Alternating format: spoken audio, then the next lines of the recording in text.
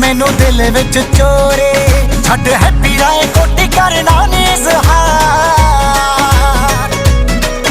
ओह daddy जी दे cash उत्ते करी जावे ऐश साडा बापू जिमीदार कित्थों लैके देवे कार। ओह डैडी जी दे कैश उत्ते करी जावे ऐश साडा बापू जिमीदार कित्थों लैके देवे कार। ओह डैडी जी दे कैश उत्ते करी जावे ऐश साडा बापू जिमीदार कित्थों लैके देवे कार।